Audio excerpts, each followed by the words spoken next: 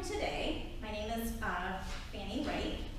I come here today to speak about topics of controversy: slavery, abolishment, and equality. Three very important words that cause fear for all. For to speak of change in the world is an alarm, and yet where do we not see change? It was only because I was born into privilege that I was given an amazing education, opening my eyes to a world of injustice and inequality. It was with great humiliation that I watched my own family take land and homes from poor farmers, people who had spent centuries cultivating that land to feed their families. They took it because they could, and no one would speak on behalf of the poor farmers. They took it only to be turned into a second home or new castles with fancy, expensive gardens. These, along with many other atrocities that befall those who have no voice, happened in my Scottish homeland. So when my uncle began speaking about America, a place where men fought to be free from powerful countries and lived by the words, "all men are created equal," I was entranced. I couldn't wait to travel here and become part of such an advanced society. I had dreamed of a place where all people were free and lived peacefully together. After a few days traveling in America, it became very clear that the freedom here was only for a select few. America was no different than any other country I had lived in, and I was now determined to help guide this young country to achieve the goal of true freedom for all, the poor, blacks, and women. For equality is the soul of liberty. There is, in fact, no liberty without it. I was certainly moved by Mr. Douglas's narrative of his struggles as a slave and as an escaped free man.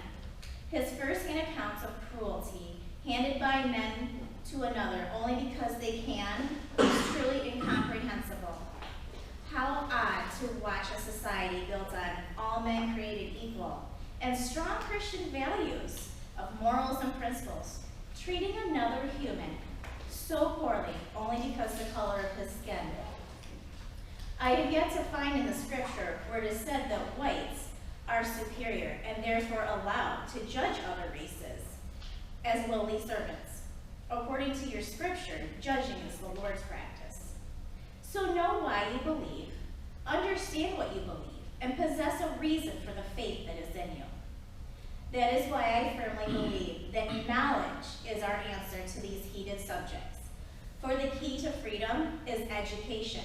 The key to peace is education. Do you know how I came to this conclusion?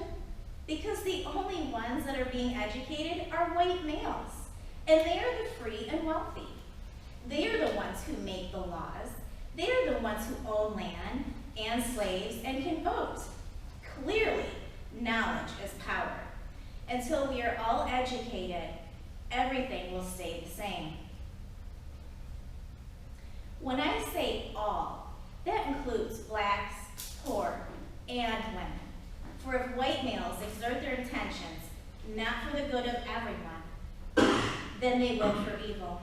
When they don't allow knowledge for all, they perpetuate ignorance.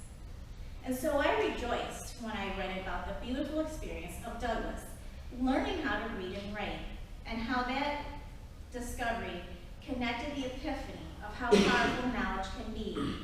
A truly moving quote by Douglas is, "The more I read, the more I was led to abhor and detest my enslavers.